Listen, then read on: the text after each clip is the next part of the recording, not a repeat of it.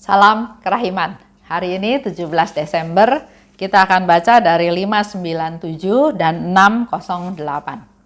Kita mulai ya, dalam nama Bapa dan Putra dan Roh Kudus. Amin. 597. Pada suatu hari sesudah misa, aku tiba-tiba melihat Bapa pengakuanku merayakan misa di gereja Santo Mikael, di depan gambar Bunda Allah. Waktu itu sampai pada persiapan persembahan, aku melihat bayi Yesus menempel padanya seolah-olah melarikan diri dari sesuatu dan mencari perlindungan kepada ibunya. Tetapi ketika sampai pada Komuni Kudus, ia menghilang seperti biasa. Tiba-tiba aku melihat Bunda Kudus yang melindungi dia dengan mantelnya dan berkata, "Jangan takut putraku." Ia masih mengatakan sesuatu yang lain yang tidak dapat ku dengar. 608, 2 Februari 1936. Pada pagi hari ketika bel membangunkan, aku sedemikian dikuasai oleh rasa kantuk yang tidak dapat kuusir, sehingga aku melompat ke dalam air dingin, dan sesudah 2 menit rasa kantuk itu lenyap. Ketika aku datang untuk meditasi, seonggok pikiran yang kacau mengerubuti kepalaku. Sedemikian banyak sehingga aku harus bergulat selama seluruh acara meditasi. Hal yang sama terjadi selama aku berdoa. Tetapi ketika misa mulai, suatu keheningan dan sukacita yang luar biasa memenuhi hatiku. Baru kemudian aku melihat Bunda tersuci bersama bayi Yesus dan orang tua yang kudus berdiri di belakang mereka. Bunda tersuci berkata kepadaku, "Inilah hartaku yang paling bernilai," dan ia menyodorkan bayi Yesus kepadaku. Ketika aku menerima bayi Yesus dengan tanganku, Bunda Allah dan Santo Yusuf menghilang. Aku ditinggalkan sendirian bersama bayi Yesus. 597. Sesudah misa, aku melihat ya. Melihat di sini bukan melihat secara fisik, tapi dia ada penglihatan. Bapak pengakuanku yaitu Pastor Sopocko merayakan misa di gereja Santo Mikael. Itu ada di Vilnius, di hadapan gambar Bunda Allah. Sampai pada persiapan persembahan, Suster Faustina melihat bayi Yesus menempel pada Bunda Maria seolah melarikan diri dari sesuatu dan mencari perlindungan. Anak kecil ya, kalau mengalami sesuatu ketakutan, pasti dia cari mamahnya. Pasti dia berlindung di balik mamahnya. Pasti dia mencari perlindungan dan pasti dia mencari ibunya yang pasti dia yakin akan melindungi dia. Hal ini pun bisa kita lakukan. Kita sebagai anak-anaknya Maria, kita boleh datang padanya, kita minta perlindungannya, minta kasihnya, minta pelukannya, minta doanya. Ya, kita bisa datang pada Bunda Maria. Sampai Komuni Kudus. Jadi itu penglihatan yang dilihat oleh Suster Faustina sebelum persembahan. Dan sampai pada Komuni Kudus, ia menghilang seperti biasa. Gambaran bayi Yesus itu menghilang seperti biasa. Karena pada waktu mau Komuni Kudus dia sudah jadi hosti, dikurbankan untuk kita semua.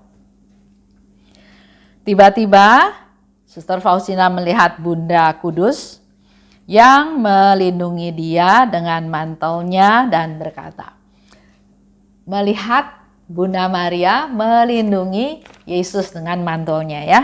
Dan berkata, karena bayi Yesus, kanak-kanak Yesus itu bayi kecil yang gak berdaya, yang gak bisa apa-apa.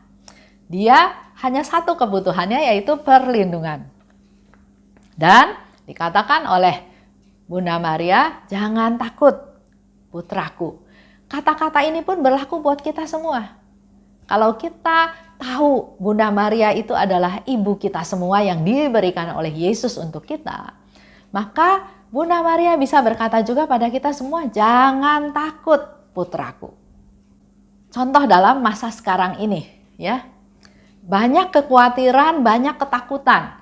Baru beberapa hari yang lalu, tante saya dari luar kota ya, dari Jawa Tengah, call saya. Dia bilang, waduh, Jawa Tengah lagi luar biasa COVID-nya ya. Memang sehari sebelumnya saya lihat di TV, laporannya itu terjadi lonjakan yang positif itu yang paling tinggi, 6.000 lebih.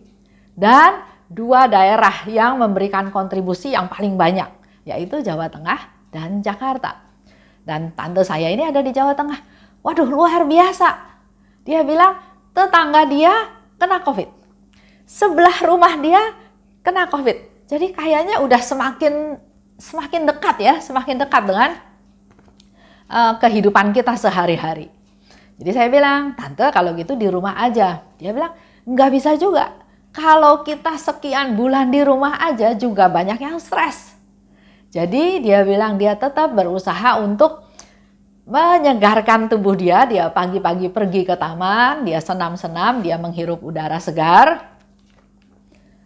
Tapi tetap ya, protokol kesehatan dia lakukan dengan pakai masker, berjemur, dan seterusnya.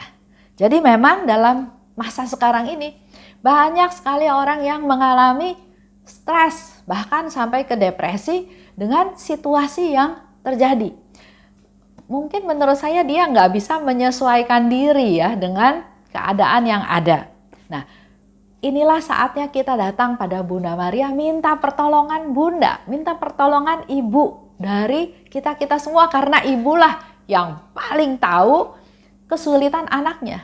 Dan anak ini bisa bercerita, bisa banyak yang bisa diceritakan kepada Bunda Maria secara terus terang sampai sedetail-detailnya, nggak usah takut. Kita cerita kepada ibu kita sendiri. Kembali lagi, masa yang nggak tentu, nggak pasti. Ini udah hampir 1 tahun ya. Dengan penghasilan yang nggak jelas, mungkin sudah tidak punya penghasilan, dengan adanya PHK dan belum tahu kesananya apakah mudah cari pekerjaan lagi, apakah ada yang akan memberi pekerjaan, bagaimana kehidupan kesananya. Belum permasalahan untuk anak-anak. Baru berapa hari yang lalu juga saya dengar ya, ada anak yang bunuh diri. Hanya karena dia nggak bisa ikuti pelajaran dengan sistem online. Nah, inilah perlu perhatian dari orang tua. Pada waktu di rumah saja perhatikanlah anggota keluarga masing-masing. Jangan sibuk sendiri-sendiri di luar. Jangan fokus ke diri sendiri. Waduh, saya stres, saya nggak bisa ini, saya nggak bisa itu. Jangan. Coba ini saatnya kita memperhatikan anggota keluarga kita. Jadi ada satu pesan hari ini dari Bunda Maria. Jangan takut, putraku. 608 itu terjadi 2 Februari 1936. Pada pagi hari, bel membangunkan dia ya. Tapi Suster Faustina bilang dia dikuasai rasa kantuk yang luar biasa. Wajar ya, kita juga pernah mengalami hal tersebut. Kita mau bangun pagi, kita punya rencana nyalain alarm, tapi yang terjadi alarm dimatiin lagi dan tidur lagi karena masih ngantuk.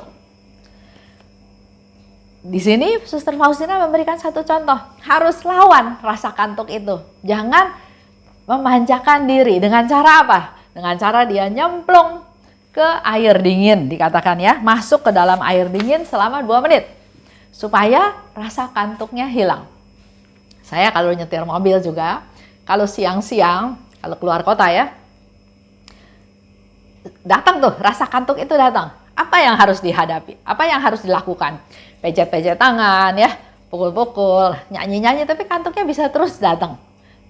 Solusi yang saya lakukan adalah saya minta teman saya telepon saya. Ya. Telepon, ngomong-ngomong di HP, itu yang menghilangkan rasa kantuk saya. Jadi memang harus dilawan, karena kalau enggak membahayakan, bahaya buat diri sendiri, bahaya buat orang lain juga. Dan di sini Suster Faustina punya tekad, punya rencana, dia enggak mau kalah dari rasa kantuk, maka dia masuk ke dalam air selama 2 menit. Ketika aku datang untuk meditasi, ada pikiran yang kacau memenuhi kepalaku sedemikian banyak sehingga aku harus bergulat selama acara meditasi tersebut. Jadi kalau buat Bapak Ibu juga yang melakukan meditasi dan pas hari itu nggak bisa meditasi, bukan berarti besok-besok nggak usah lakukan lagi. Suster Faustina pun alami, selama masa meditasi dia bergulat dengan pikiran-pikiran yang ganggu dia datang lagi. Waktu dia berdoa juga dia mengalami hal tersebut ya. Jadi dalam meditasi kan kita melakukan persiapan, itu pun diganggu. Sudah masuk ke dalam doa pun tetap mengalami gangguan. Tapi waktu misa mulai, jadi apa yang menjadi halangan itu ada stopnya, ada selesainya. Jadi itu pun sifatnya sementara. Karena begitu misa mulai, suatu keheningan dan sukacita memenuhi hatiku. Kemudian aku melihat Bunda tersuci bersama bayi Yesus dan orang tua yang kudus. Kalau yang dimaksud di sini adalah Santo Yosef yang berdiri di belakang mereka. Inilah hartaku yang paling bernilai, kata Bunda Maria sambil menyodorkan bayi Yesus. Bunda Maria juga memberikan Yesus kepada kita semua. Dia yang mengandung selama 9 bulan dan Bunda Maria yang melahirkan Yesus, yang melahirkan penyelamat, yang membuat Yesus bisa lahir ke dunia melalui Bunda Maria. Sehingga di sini dikatakan, inilah hartaku yang paling bernilai dari seluruh yang ada. Bunda Maria memberikan hartanya yang paling bernilai kepada Santa Faustina, kepada anaknya. Begitu pula kepada kita semua. Dia mengandung Yesus, dia memberikan Yesus kepada kita semua sebagai hartanya yang paling berharga, yang paling bernilai. Ketika aku menerima bayi Yesus, Bunda Allah dan Santo Yosef menghilang. Aku hanya bersama dengan bayi Yesus. Jadi dalam hal ini Bunda Maria sebagai pengantara yang mengantar Yesus kepada kita semua. Bunda Maria memberikan hartanya yang paling bernilai. Apa saja dia beri. Kita ya sebagai ibu, atau saya juga punya ibu, kita semua punya ibu. Pasti ibu itu punya sifat yang ingin membahagiakan anak-anaknya. Dia punya apa aja dia berikan kepada anaknya. Biar saya nggak punya, asal anak saya punya. Ya. Jadi dalam hal ini Bunda Maria juga memberikan contoh kepada kita semua ibu-ibu. Kasihilah anakmu, berikanlah yang bernilai, yang berharga, yang paling baik kepada anak-anakmu. Dia berikan yang terbaik. Kalau kita kepada Bunda Maria, kita datang padanya, kita minta dan dia pasti berikan. Dan kalau saya sudah menerima harta yang paling bernilai yang diberikan oleh Bunda Maria, yaitu Yesus Kristus, maka kita nggak perlu khawatir hal lainnya. Kita nggak perlu takut, nggak perlu mempermasalahkan masa depan.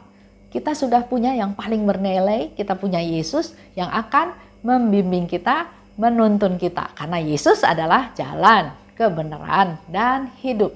Kita nggak perlu khawatir apa-apa lagi. Baik, itu aja untuk hari ini ya. Kita akan tutup dengan doa penutup. Dalam nama Bapa dan Putra dan Roh Kudus, amin. Allah Bapa yang Maha Baik, terima kasih Bapa atas Bunda Maria yang Kau berikan kepada kami sebagai Bunda kami semua. Seperti yang dikatakan oleh Bunda Maria bahwa dia memberikan hartanya yang paling bernilai kepada Suster Faustina, yaitu Yesus putranya. Dia juga sebagai Bunda kami memberikan yang terbaik, yang bernilai untuk kami semua, yaitu Yesus. Kami sudah punya Yesus, kami sudah tidak perlu khawatir apapun akan masa depan kami. Kami mau serahkan seluruh masa depan kami ke dalam tuntunan Putra-Mu Tuhan kami, Yesus Kristus. Karena Yesus adalah jalan, kebenaran, dan hidup kami. Kemuliaan kepada Bapa dan Putra dan Roh Kudus, seperti pada permulaan, sekarang, selalu, dan sepanjang segala abad. Amin. Dalam nama Bapa dan Putra dan Roh Kudus. Amin. Salam kerahiman.